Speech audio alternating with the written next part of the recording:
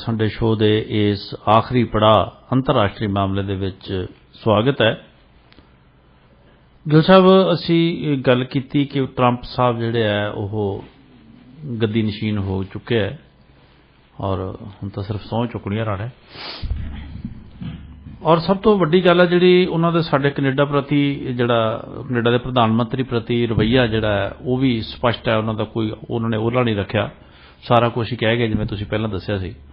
और इस दे बावजूद हुण जदों क्योंकि वो लख कोशिशां दे बावजूद भी जिहड़ा है वह गद्दी नशीन होया तां इहदा कनेडा दे उत्ते की असर पैण दी संभावना है, प्लस ग्लोबली जिहड़ा है वो अमेरिका दा जिहड़ा औरा है ਉਹਦੇ ਵਿੱਚ ਕੀ ਤਬਦੀਲੀਆਂ ਹੋਣਗੀਆਂ ਸੰਭਾਵਨਾ ਜੀ? ਭਾਮ ਸਾਹਿਬ, ਯੂਐਸ ਤੇ ਕੈਨੇਡਾ ਦੇ ਜਿੰਨੇ ਨਜ਼ਦੀਕੀ ਤੇ ਜਿੰਨੇ ਨਿੱਘੇ ਸੰਬੰਧ ਹੈ ਜੀ, ਦੁਨੀਆ ਦੇ ਵਿੱਚ ਘੱਟ ਹੀ ਅਜਿਹੀਆਂ ਮਿਸਾਲਾਂ ਮਿਲਦੀਆਂ ਨੇ ਜੀ। ਚਾਹੇ ਉਹ ਇਕਨੋਮਿਕ ਸੰਬੰਧ ਹੋਣ, ਚਾਹੇ ਉਹ ਡਿਫੈਂਸ ਮਿਲਟਰੀ, ਜੀ, ਜੋ ਵੀ ਤੁਸੀਂ ਕਹੋ। ਸੋ ਕੈਨੇਡਾ ਦੇ ਲਈ ਇੰਟਰਨੈਸ਼ਨਲ ਰਿਲੇਸ਼ਨਸ ਦੇ ਵਿੱਚ ਜੇ ਕੋਈ ਸਭ ਤੋਂ ਮਹੱਤਵਪੂਰਨ ਜੇ ਕੋਈ ਰਿਲੇਸ਼ਨ ਹੈ ਤਾਂ ਉਹ ਕੈਨੇਡਾ ਤੇ ਯੂਐਸ ਰਿਲੇਸ਼ਨ ਹੈ ਜੀ। ਹੁਣ ਉਸ ਦੇ ਵਿੱਚ ਡੋਨਲਡ ਟਰੰਪ ਦੀ ਜਿੱਤ ਹੋਣ ਦੇ ਨਾਲ, ਡੋਨਲਡ ਟਰੰਪ ਦੀ ਇਲੈਕਸ਼ਨ ਹੋਣ ਦੇ ਨਾਲ, ਜਿਸ ਤਰ੍ਹਾਂ ਤੁਸੀਂ ਜਾਣਦੇ ਹੋ, ਕਿਉਂਕਿ ਜਿਹੜੇ ਬਾਈਡਨ ਐਡਮਿਨਿਸਟ੍ਰੇਸ਼ਨ ਹੈ ਉਹ ਪਹਿਲਾਂ ਹੀ BC ਦੀ ਜਿਹੜੀ ਸੌਫਟ ਲੰਬਰ ਹੈ ਉਸ ਦੇ ਉੱਤੇ ਜਿਹੜੀ ਡਿਊਟੀਜ਼ ਆ, ਜਿਹੜਾ ਟੈਰਿਫ ਆ, ਉਹ ਵਧਾ ਚੁੱਕੀ ਹੈ। ਸੋ ਜਿਹੜਾ ਸਾਡਾ ਕੈਨੇਡਾ ਦਾ ਸਭ ਤੋਂ ਮਹੱਤਵਪੂਰਨ ਜਿਹੜਾ ਮਸਲਾ ਹੈ, ਇਕਨੋਮਿਕ ਮਸਲਾ, ਜਿਸ ਦੇ ਉੱਤੇ ਇੱਕ ਖਦਸ਼ਾ ਪ੍ਰਗਟ ਕੀਤਾ ਜਾ ਰਿਹਾ ਕਿ ਟਰੰਪ ਜਿਹੜੀਆਂ ਕੈਨੇਡੀਅਨ ਐਕਸਪੋਰਟਸ ਹੈ ਯੂਐਸ ਨੂੰ, ਉਸ ਦੇ ਉੱਤੇ ਟੈਰਿਫ ਵਧਾ ਦੇਣਗੇ। ਤੇ ਦੂਸਰੀ ਗੱਲ ਹੈ ਜਿਹੜੀਆਂ ਕੈਨੇਡੀਅਨ ਜੌਬਸ ਹੈ ਉਹਨਾਂ ਨੂੰ ਖਤਰਾ ਹੋ ਸਕਦਾ ਹੈ ਜੀ। ਕੈਨੇਡੀਅਨ ਜੌਬਸ ਜਿਹੜੀਆਂ ਉਹ ਯੂਐਸ ਲਿਜਾ ਸਕਦਾ ਹੈ। ਸੋ ਇਸ ਦੇ ਕਰਕੇ ਦੂਸਰੀ ਗੱਲ ਹੈ ਜੇ ਐਕਸਪੋਰਟ ਦੇ ਉੱਤੇ ਅਸਰ ਪੈਂਦਾ ਤਾਂ ਜਿਹੜੀ ਇੱਥੇ ਮੈਨੂਫੈਕਚਰਿੰਗ ਹੈ, ਮੈਨੂਫੈਕਚਰਿੰਗ ਜੌਬਸ ਵੀ ਜਿਹੜੀ ਹੈ ਉਹ ਖਤਰੇ ਦੇ ਵਿੱਚ ਪੈ ਸਕਦੀਆਂ ਨੇ ਜੀ। ਸੋ ਇਹ ਇੱਕ ਬੜਾ ਮਹੱਤਵਪੂਰਨ ਮਸਲਾ ਹੈ। ਬਾਕੀ ਤਾਂ ਜਿਹੜੇ ਮਸਲੇ ਦੇਖੋ, ਕੈਨੇਡਾ ਯੂਐਸ ਰਿਲੇਸ਼ਨ ਬਹੁਤ ਸੋਲਿਡ ਹੈ, ਉਹ ਕਿਤੇ ਹਿੱਲਣ ਨਹੀਂ ਲੱਗਿਆ, ਚਾਹੇ ਕੋਈ ਰਾਸ਼ਟਰਪਤੀ ਬਣੇ, ਚਾਹੇ ਕੋਈ ਪ੍ਰਾਈਮ ਮਿਨਿਸਟਰ ਬਣੇ। ਪਰ ਜਿਹੜੇ ਇਕਨੋਮਿਕ ਮਸਲੇ ਨੇ, ਖਾਸ ਤੌਰ ਤੇ ਇਸ ਸਮੇਂ ਦੇ ਵਿੱਚ ਜਦੋਂ ਲੋਕ ਬਹੁਤ ਹੀ ਤਕਲੀਫ ਦੇ ਦੌਰ ਦੇ ਵਿੱਚੋਂ ਲੰਘ ਰਹੇ ਹੈ, ਇਹ ਮਸਲੇ ਬੜੇ ਇੰਪੋਰਟੈਂਟ ਨੇ। ਇੱਥੇ ਹੁਣ ਡੋਨਲਡ ਟਰੰਪ ਜਿਹੜੇ ਹੈ ਉਹ ਹਮੇਸ਼ਾ ਸਟਰੋਂਗ ਬੰਦਿਆਂ ਦੀ ਇੱਜ਼ਤ ਕਰਦੇ ਹੈ, ਜਿਹੜੇ ਸਟੈਂਡ ਲੈਣ, ਇੱਕ ਖੜ ਕੇ ਇੱਕ ਸਟਰੋਂਗਲੀ ਉਹਨਾਂ ਦੇ ਨਾਲ ਗੱਲ ਕਰਨ। ਹੁਣ ਜਿਹੜੇ ਜਿਸ ਐਡਮਿਨਿਸਟ੍ਰੇਸ਼ਨ ਦੀ ਉਹ ਇੱਕ ਇੱਜ਼ਤ ਹੀ ਨਹੀਂ ਕਰਦੇ, ਹੁਣ ਉਹ ਕਿਸ ਤਰ੍ਹਾਂ, ਚਾਹੇ ਉਹ ਫਰੀਲੈਂਡ ਹੈ ਜਿਸ ਨੇ ਬੜੇ ਹੀ ਬੇਤੁਕੇ ਬਿਆਨ ਦਿੱਤੇ ਹੈ ਡੋਨਲਡ ਟਰੰਪ ਦੀ ਜਿੱਤ ਦੇ ਉੱਤੇ, ਜਿਹੜੇ ਕਿਸੇ ਵੀ ਸਮਝਦਾਰ ਲੀਡਰ ਨੂੰ ਉਹੋ ਜਿਹੀ ਗੱਲ ਨਹੀਂ ਕਰਨੀ ਚਾਹੀਦੀ ਕਿ ਲੋਕ ਡਰੇ ਹੋਏ ਨੇ ਜੀ, ਲੋਕਾਂ ਦੇ ਵਿੱਚ ਘਬਰਾਹਟ ਹੈ। ਲੋਕ ਜਿਹੜੀਆਂ ਅਜਿਹੀਆਂ ਗੱਲਾਂ ਕਰਨੀਆਂ ਇਹ ਮੈਂ ਨਹੀਂ ਸਮਝਦਾ ਸ਼ੋਭਾ ਦਿੰਦੀਆਂ ਨੇ। ਜਗਮੀਤ ਸਿੰਘ ਨੇ ਵੀ ਕੁਝ ਇਹੋ ਜਿਹੀ ਬਿਆਨਬਾਜ਼ੀ ਕੀਤੀ ਹੈ ਵੀ ਜੀ ਸੁੱਤੇ ਪਏ ਉੱਠੇ, ਇਲੈਕਸ਼ਨ ਦੇਖ ਕੇ ਜੀ ਰਿਜ਼ਲਟ ਡਰ ਗਏ। ਸ਼ਾਇਦ ਉਹ ਆਪ ਆਪਦੀ ਕੁਰਸੀ ਦੇ ਲਈ ਡਰੇ ਹੋਏ ਨੇ, ਕਿਉਂਕਿ ਜੇ ਲੋਕ ਉਧਰ ਰਿਪਬਲਿਕਨ ਹੋ ਗਏ ਤਾਂ ਇੱਧਰ ਕੰਜ਼ਰਵੇਟਿਵ ਮੂਵਮੈਂਟ ਹੈ ਜਿਹੜੀ ਉਹ ਸਟਰੋਂਗ ਹੋਣੀ ਹੈ ਕੈਨੇਡਾ ਦੇ ਵਿੱਚ। ਸੋ ਖੈਰ, ਜਿਹੜੇ ਲੋਕ ਉਹਨਾਂ ਦਾ ਪਹਿਲਾਂ ਹੀ ਜਿਹੜਾ ਕੋਈ ਵਰਕਿੰਗ ਰਿਲੇਸ਼ਨਸ਼ਿਪ ਟਰੰਪ ਐਡਮਿਨਿਸਟ੍ਰੇਸ਼ਨ ਦੇ ਨਾਲ ਨਹੀਂ, ਉਹ ਲੋਕ ਕਿਸ ਤਰ੍ਹਾਂ ਕੈਨੇਡਾ ਦਾ ਕੇਸ ਹੈ ਜਿਹੜਾ ਉਹ ਉੱਥੇ ਪੁੱਟ ਅਪ ਕਰਨਗੇ। ਦੂਸਰੀ ਗੱਲ ਹੈ, ਟਰੰਪ ਦੀ ਜਿਹੜੀ ਇਕਨੋਮਿਕ ਪਾਲਿਸੀ ਹੈ ਉਹ ਟੈਕਸ ਕੱਟ ਦੀ ਹੈ। ਉਹ ਬਿਜ਼ਨਸਿਸ ਨੂੰ ਰਿਲੀਫ ਦੇਣਗੇ, ਸਮਾਲ ਬਿਜ਼ਨਸ ਨੇ ਚਾਹੇ ਬਿਗ ਬਿਜ਼ਨਸ ਨੇ, ਉਹ ਟੈਕਸ ਰਿਲੀਫ ਦੇਣਗੇ, ਟੈਕਸ ਕੱਟ ਕਰਨਗੇ ਉਹ। ਦੂਸਰੇ ਪਾਸੇ ਜਿਹੜੀ ਜਸਟਿਨ ਟਰੂਡੋ ਦੀ ਲਿਬਰਲ ਗਵਰਨਮੈਂਟ ਦੀ ਪਾਲਿਸੀ ਹੈ ਟੈਕਸ ਵਧਾਉਣ ਦੀ ਹੈ। ਇਹ ਪਨਿਸ਼ ਕਰਦੇ ਨੇ ਬਿਜ਼ਨਸ ਨੂੰ, ਜਿੰਨਾ ਤੁਸੀਂ ਗਰੋ ਕਰਦੇ ਹੋ ਉਨਾ ਹੀ ਤੁਹਾਡੇ ਤੇ ਟੈਕਸ ਬਰਡਨ ਵਧਾਇਆ ਜਾਂਦਾ ਤੇ ਇਹ ਕਿਹਾ ਜਾਂਦਾ ਹੈ ਕਿ ਜੇ ਤੁਸੀਂ, ਇਹ ਤੁਹਾਡਾ ਫੇਅਰ ਸ਼ੇਅਰ ਹੈ ਜੀ, ਤੁਸੀਂ ਇੱਕ ਲਾਲਚੀ ਇਨਸਾਨ ਹੋ ਜੇ ਤੁਸੀਂ ਹਾਈ ਟੈਕਸ ਨਹੀਂ ਭਰਦੇ। ਇਹ ਫੇਅਰ ਸ਼ੇਅਰ ਹੈ। ਫੇਅਰ ਸ਼ੇਅਰ ਦੇ ਨਾਮ ਤੇ ਜਿਹੜਾ ਇੱਕ ਐਂਟਰਪ੍ਰੈਨਿਓਰ ਹੈ ਉਸ ਦੀ ਲੁੱਟ ਕੀਤੀ ਜਾਂਦੀ ਹੈ। ਉਸ ਦੇ ਕੋਲ ਕੋਈ ਇਨਸੈਂਟਿਵ ਨਹੀਂ ਛੱਡਿਆ ਜਾਂਦਾ ਵੀ ਉਹ ਕੈਨੇਡਾ ਦੇ ਵਿੱਚ ਕੰਮ ਕਰੇ। ਤੁਸੀਂ ਪਹਿਲਾਂ ਹੀ ਅਸੀਂ ਆਬਜ਼ਰਵ ਕਰ ਰਹੇ ਹਾਂ ਕਿੰਨੇ ਸਾਰੇ ਜਿਹੜੇ ਬਿਲਡਰ ਹੈ, ਜਿਹੜੇ ਕੰਸਟਰਕਸ਼ਨ ਇੰਡਸਟਰੀ ਨਾਲ ਲੋਕ ਹੈ, ਉਹ US 'ਚ ਘਰ ਬਣਾ ਰਹੇ ਹੈ। BC ਤੋਂ ਛੱਡ ਕੇ ਉਹ ਸਿਆਟਲ ਦੇ ਵਿੱਚ ਕੰਸਟਰਕਸ਼ਨ ਕਰ ਰਹੇ ਹੈ। ਜੀ ਘਰ ਬਣਾ ਰਹੇ ਆ ਤੇ ਉਧਰ ਆਪਣੀ ਜਿਹੜੀ ਪੂੰਜੀ ਹੈ ਮੂਵ ਕਰ ਰਹੇ ਆ ਅਮਰੀਕਾ ਦੇ ਵਿੱਚ, ਕਿਉਂਕਿ ਸਿੱਧੀ ਗੱਲ ਹੈ ਕਿ ਟੈਕਸ ਘੱਟ ਹੈ। ਇੱਕ ਪਾਸੇ ਟੈਕਸ ਵਧਾਉਣ ਵਾਲੀ ਐਡਮਿਨਿਸਟ੍ਰੇਸ਼ਨ ਹੈ, ਇੱਕ ਪਾਸੇ ਟੈਕਸ ਘਟਾਉਣ ਵਾਲੀ ਹੈ, ਤਾਂ ਬਿਜ਼ਨਸ ਕਿੱਧਰ ਜਾਊਗਾ? ਬਿਲਕੁਲ। ਸੋ ਭਾਮ ਸਾਹਿਬ ਇਹਨਾਂ ਦੋਹਾਂ ਦਾ ਜਿਹੜਾ ਮੇਲ ਹੈ ਹੋਣਾ, ਇੱਥੇ ਹੁਣ ਜਿੰਨੀ ਛੇਤੀ ਇਲੈਕਸ਼ਨ ਹੋ ਜਾਂਦੀ ਹੈ ਕੈਨੇਡਾ ਦੇ ਵਿੱਚ ਤੇ ਇੱਕ ਕੰਜ਼ਰਵੇਟਿਵ ਗਵਰਨਮੈਂਟ ਬਣ ਜਾਂਦੀ ਹੈ, ਜੋ ਕਿ ਬਣਦੀ ਹੋਈ ਦਿਸ ਰਹੀ ਹੈ, ਜਿਹੜੀ ਕਿ ਟੈਕਸ ਕੱਟ ਕਰਨ ਦੀ ਗੱਲ ਕਰ ਰਹੀ ਹੈ। ਜਿਸ ਤਰ੍ਹਾਂ ਪੀਅਰ ਪੋਲੀਐਵ ਨੇ ਗੱਲ ਕਹੀ ਹੈ ਕਿ ਉਹ ਨਵੇਂ ਘਰਾਂ ਦੇ ਉੱਤੇ GST ਮਾਫ ਕਰਨਗੇ, ਜਿਸ ਦੇ ਨਾਲ ਲੱਖਾਂ ਡਾਲਰ ਦਾ ਫਾਇਦਾ ਜਿਹੜਾ ਹੈ ਉਹ ਕੰਜ਼ਿਊਮਰ ਦਾ ਹੋਣ ਵਾਲਾ ਹੈ ਤੇ ਉਹ ਬਿਲਡਰ ਦਾ ਵੀ ਹੋਣ ਵਾਲਾ ਹੈ। ਜਿਹੜਾ ਬਿਲਡਰ ਘਰ ਬਣਾਉਂਦਾ ਹੈ, ਜੇ ਉਹ ਘਰ ਨਹੀਂ ਵਿਕਦਾ ਤੇ ਉਹ ਰੈਂਟ ਕਰਦਾ, ਘਰ ਨੂੰ ਰੈਂਟ ਤੇ ਚਾੜ ਦਿੰਦਾ ਹੈ ਨਵੇਂ ਘਰ ਨੂੰ, ਤਾਂ ਜਿਹੜੀ GST ਆ ਉਹਦੇ ਗਲ ਪੈ ਜਾਂਦੀ ਹੈ। ਸੋ ਉਹ ਮਾਫ ਕਰਨ ਦੀ ਗੱਲ ਪੀਅਰ ਪੋਲੀਐਵ ਕਹਿ ਰਹੇ ਹੈ, ਕਾਰਬਨ ਟੈਕਸ ਖਤਮ ਕਰਨ ਦੀ ਗੱਲ ਕਹਿ ਰਹੇ ਹੈ, ਜਿਸ ਦੇ ਨਾਲ ਜਿਹੜੀਆਂ ਕੀਮਤਾਂ ਉਹ ਥੱਲੇ ਆਉਣਗੀਆਂ ਤੇ ਜਿਹੜੀ ਇਕਨੋਮਿਕ ਐਕਟੀਵਿਟੀ ਹੈ ਉਸ ਨੂੰ ਹੁਲਾਰਾ ਮਿਲੂਗਾ ਜੀ।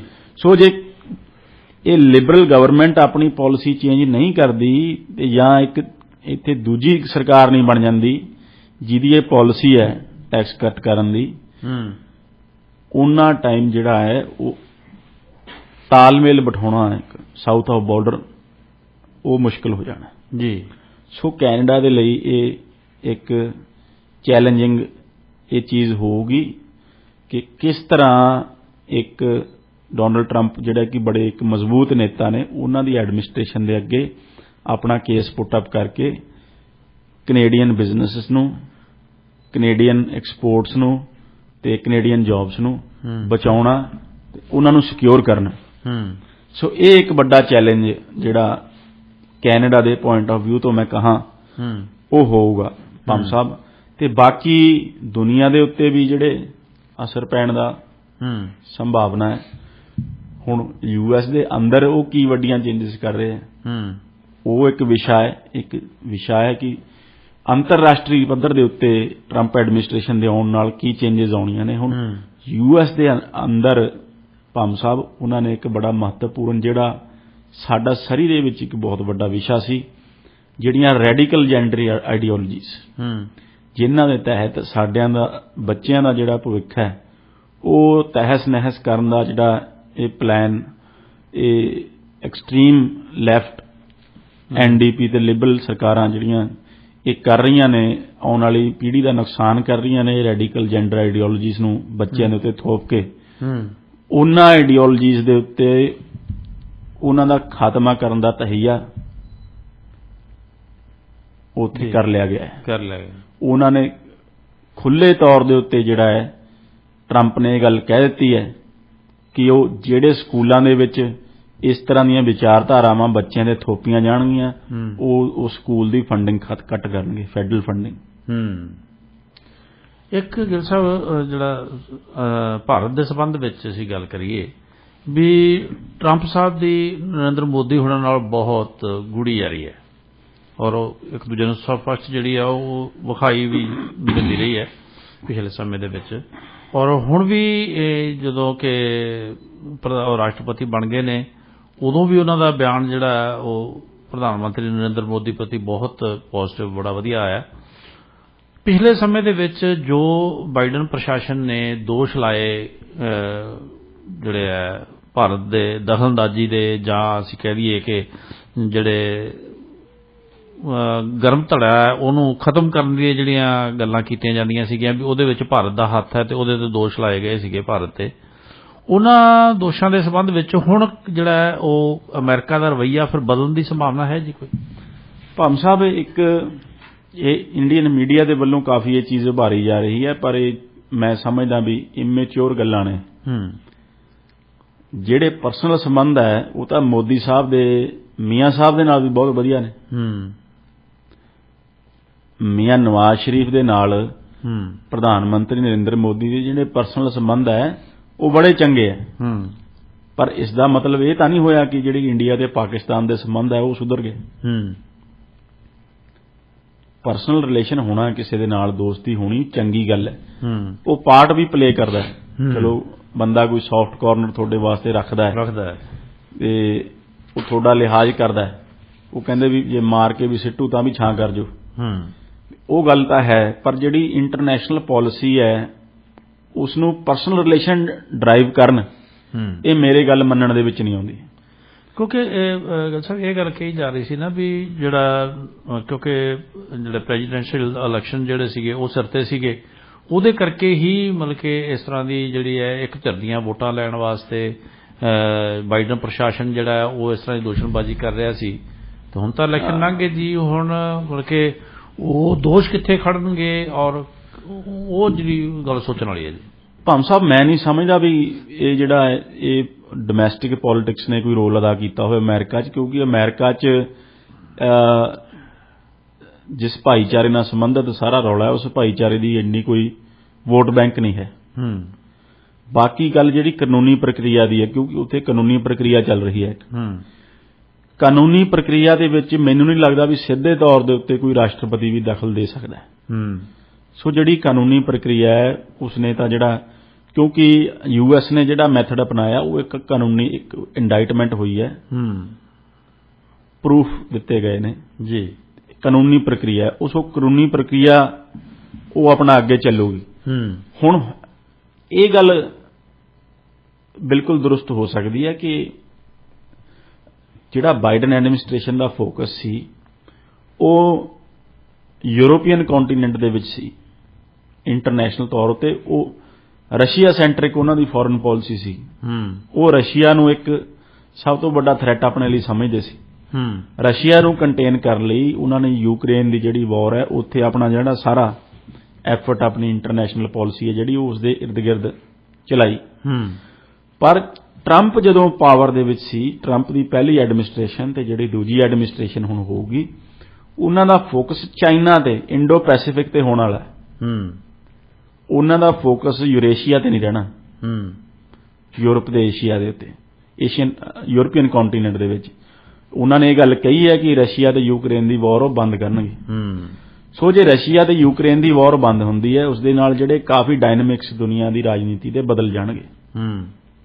ਕਿਉਂਕਿ ਮਾਹਰਾਂ ਦਾ ਇਹ ਵੀ ਮੰਨਣਾ ਸੀ ਕਿ ਰਸ਼ੀਆ ਦੇ ਉੱਤੇ ਚੂੜੀ ਕੱਸਣ ਦੇ ਨਾਲ ਬਾਈਡਨ ਐਡਮਿਨਿਸਟ੍ਰੇਸ਼ਨ ਨੇ ਰਸ਼ੀਆ ਤੇ ਚਾਈਨਾ ਨੂੰ ਹੋਰ ਨਜ਼ਦੀਕ ਕਰ ਦਿੱਤਾ, ਜਿਸ ਦੇ ਨਾਲ ਚਾਈਨਾ ਨੂੰ ਹੋਰ ਬਲ ਮਿਲਿਆ। ਇਸੇ ਤਰ੍ਹਾਂ ਜਿਹੜਾ ਦਬਾਅ ਭਾਰਤ ਤੇ ਪਾਇਆ ਜਾ ਰਿਹਾ ਸੀ, ਉਸ ਦਬਾਅ ਦੇ ਕਾਰਨ ਦੇਖੋ ਹੁਣ ਹੋਇਆ ਕਿ ਰਸ਼ੀਆ, ਭਾਰਤ ਤੇ ਚਾਈਨਾ ਨੇ ਜਿਹੜਾ ਆਪਣਾ ਬਾਰਡਰ ਦਾ ਉਹਨਾਂ ਦਾ ਡਿਸਪਿਊਟ ਸੀ ਉਹ ਹੱਲ ਕਰ ਲਿਆ। ਰਸ਼ੀਆ ਦੀ ਵਿਚੋਲਗੀ ਹੋਈ ਵਿੱਚ। ਰਸ਼ੀਆ ਦੇ ਵਿੱਚ ਇਹ ਗੱਲ ਉਹ ਦੋਨੇ, ਇੱਕ ਪਾਸੇ ਚਾਈਨੀਜ਼ ਪ੍ਰੀਮੀਅਰ, ਇੱਕ ਪਾਸੇ ਭਾਰਤ ਦੇ ਪ੍ਰਾਈਮ ਮਿਨਿਸਟਰ ਤੇ ਵਿਚਾਲੇ ਵਲਾਦੀਮੀਰ ਪੁਤਿਨ ਬੈਠੇ ਸੀ। ਉਹਨਾਂ ਨੇ ਇੱਕ ਸੁਨੇਹਾ ਦੁਨੀਆ ਨੂੰ ਦਿੱਤਾ ਕਿ ਦੁਨੀਆ ਦੀਆਂ ਐਡੀਆਂ ਵੱਡੀਆਂ ਦੋ ਤਾਕਤਾਂ ਨੇ ਜਿਹੜੀਆਂ ਇੰਡੀਆ ਤੇ ਚਾਈਨਾ, ਅਸੀਂ ਉਹਨਾਂ ਦੀ ਵਿਚੋਲਗੀ ਕਰਕੇ ਸੋ ਇੰਟਰਨੈਸ਼ਨਲੀ ਆਪਣਾ ਜਿਹੜਾ ਕੱਦ ਹੈ ਉਹ ਵੱਡਾ ਕੀਤਾ। ਸੋ ਇਹ ਜਿਹੜੀ ਪਾਲਿਸੀ ਹੈ ਜੋ ਅਡਾਪਟ ਕੀਤੀ ਗਈ ਬਾਈਡਨ ਐਡਮਿਨਿਸਟ੍ਰੇਸ਼ਨ ਨੇ, ਮੈਂ ਸਮਝਦਾ ਵੀ ਉਹਨਾਂ ਨੇ ਤਾਂ ਜਿਹੜੀਆਂ ਬ੍ਰਿਕਸ ਕੰਟਰੀ ਸੀ ਉਹਨਾਂ ਨੂੰ ਹੋਰ ਚਾਈਨਾ ਦੇ ਨਜ਼ਦੀਕ ਕਰ ਦਿੱਤਾ। ਟਰੰਪ ਇਹ ਗਲਤੀ ਨਹੀਂ ਕਰਨਗੇ।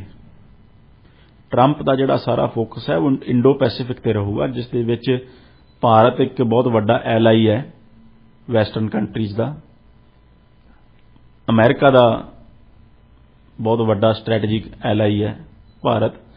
ਸੋ ਉਹ ਆਪਣੀ ਜਿਹੜੀ, ਚਾਹੇ ਉਹ ਫੌਜੀ ਤਾਕਤ ਹੈ, ਚਾਹੇ ਉਹ ਜਿਹੜਾ ਚਾਈਨਾ ਦਾ ਇੱਕ ਇਕਨੋਮਿਕ ਰਾਈਜ਼ ਹੈ, ਚਾਈਨਾ ਦਾ ਇੱਕ ਦੁਨੀਆ ਦੇ ਵਿੱਚ ਰਾਈਜ਼ ਹੈ, ਉਸ ਨੂੰ ਕੰਟੇਨ ਕਰਨ ਤੇ ਲਾਉਣਗੇ।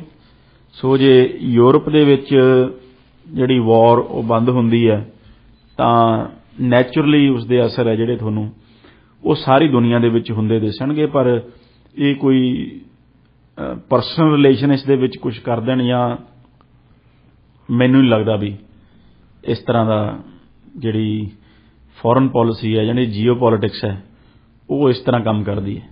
ਇਜ਼ਰਾਈਲ ਤੇ ਹਮਾਸ ਦਾ ਜਿਹੜਾ ਯੁੱਧ ਚੱਲ ਰਿਹਾ ਜੀ, ਔਰ ਗਾਜ਼ਾ ਤੇ ਬਹੁਤ ਵੱਡਾ ਜਿਹੜਾ ਉਹ ਅਸੀਂ ਕਹਿੰਦੇ ਨੁਕਸਾਨ ਕੀਤਾ ਜਾ ਰਿਹਾ, ਉਹ ਤੇ ਵੀ ਅਸਰ ਪੈਣ ਦੀ ਸੰਭਾਵਨਾ ਹੈ ਜੀ? ਉਸ ਤੇ ਵੀ ਅਸਰ ਪੈਣ ਦੀ ਸੰਭਾਵਨਾ ਹੈ, ਪਰ ਉਸ ਤੇ ਯੂਕਰੇਨ ਤੇ ਇਜ਼ਰਾਈਲ ਦੇ ਵਿੱਚ ਬਹੁਤ ਵੱਡਾ ਫਰਕ ਹੈ।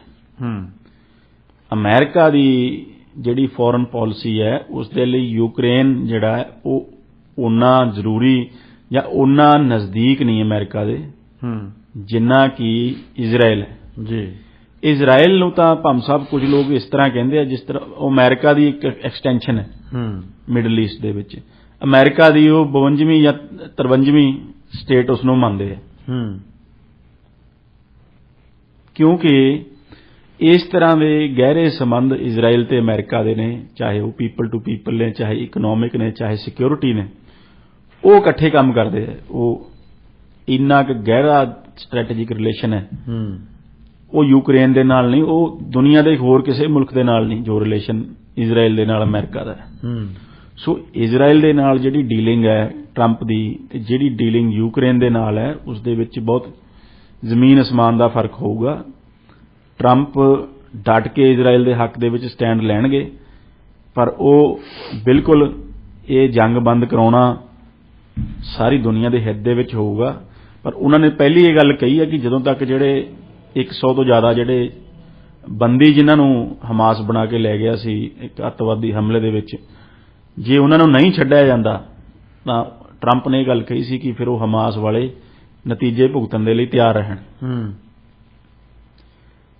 ਉਸ ਦੇ ਉੱਤੇ ਭਾਮ ਸਾਹਿਬ ਮਿਡਲ ਈਸਟ ਦੇ ਵਿੱਚ ਜਿਹੜਾ ਕੌਨਫਲਿਕਟ ਹੈ ਬਿਲਕੁਲ ਉਹਦੇ ਤੇ ਵੀ ਅਸਰ ਪੈ ਸਕਦਾ ਹੈ, ਪਰ ਜਿਹੜੀ ਸਪੋਰਟ ਹੈ ਇਜ਼ਰਾਈਲ ਨੂੰ ਉਹ ਨਹੀਂ ਬਦਲਣ ਵਾਲੀ। ਉਹ ਅਨਵੈਵਰਿੰਗ ਸਪੋਰਟ ਟਰੰਪ ਦੀ ਇਜ਼ਰਾਈਲ ਦੇ ਨਾਲ ਰਹੂਗੀ 100% ਜੀ। ਪਰ ਉਹ ਜ਼ੈਲੈਂਸਕੀ ਦੇ ਬਾਰੇ ਅਜੇ ਕੋਈ ਜਿਹੜੀ ਬਿਆਨ ਹੈ ਉਹ ਟਰੰਪ ਨੇ ਹਜੇ ਤੱਕ ਨਹੀਂ ਦਿੱਤਾ ਜਾਂ ਇਸ ਤਰ੍ਹਾਂ ਦੀ ਇੰਟੈਂਸ਼ਨ, ਸਗੋਂ ਕਿ ਉਹਨਾਂ ਨੇ ਜ਼ੈਲੈਂਸਕੀ ਦਾ ਕੁਝ ਹੱਦ ਤੱਕ ਤੰਜ਼ ਕੱਸਦੇ ਰਹੇ ਨੇ ਜ਼ੈਲੈਂਸਕੀ ਦੇ ਉੱਤੇ। ਉਹਨਾਂ ਨੇ ਇਹ ਕਿਹਾ ਵੀ ਇਹ ਬਹੁਤ ਵੱਡਾ ਸੇਲਜ਼ਮੈਨ ਹੈ, ਜਦ ਵੀ ਆਉਂਦਾ ਤਾਂ ਸਾਡੇ ਮੁਲਕ ਤੋਂ ਪੈਸੇ ਲੈ ਜਾਂਦਾ ਹੈ। ਸੋ ਟਰੰਪ ਦੀ ਜਿਹੜੀ ਪਾਲਿਸੀ ਹੈ ਉਹ ਅਮਰੀਕਾ ਫਸਟ ਦੀ ਹੈ।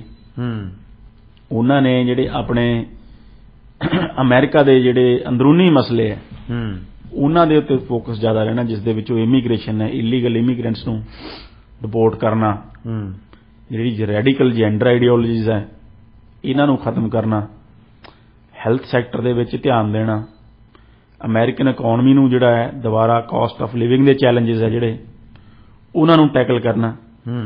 ਸੋ ਟਰੰਪ ਨੇ ਜਿਹੜਾ ਨਾਅਰਾ ਦਿੱਤਾ ਹੈ ਮੇਕ ਅਮਰੀਕਾ ਗ੍ਰੇਟ ਅਗੇਨ, ਤੇ ਉਹਦੇ ਵਿੱਚ ਜਿਹੜਾ ਹੈ ਉਹ ਡੋਮੈਸਟਿਕ ਜਿਹੜਾ ਪਾਰਟ ਹੈ ਉਹਨਾਂ ਦੇ ਅੰਦਰੂਨੀ ਜਿਹੜੇ ਮਸਲੇ ਹੈ ਉਹਨਾਂ ਦੇ ਉੱਤੇ ਟਰੰਪ ਦਾ ਫੋਕਸ ਜ਼ਿਆਦਾ ਰਹਿਣਾ ਰਾਦਰ ਦੈਨ ਕਿ ਆਪਦੇ ਆਪ ਨੂੰ ਇੰਟਰਨੈਸ਼ਨਲ ਕੌਨਫਲਿਕਟਸ ਦੇ ਵਿੱਚ ਇਨਵੋਲਵ ਕਰਨਾ। ਉਹ ਟਰੰਪ ਦੀ ਪਾਲਿਸੀ ਨਹੀਂ ਰਹੀ ਜੀ। ਸੋ ਬਹੁਤ ਬਹੁਤ ਮਿਹਰਬਾਨੀ, ਸ਼ੁਕਰੀਆ ਗਿੱਲ ਸਾਹਿਬ, ਥੈਂਕ ਯੂ।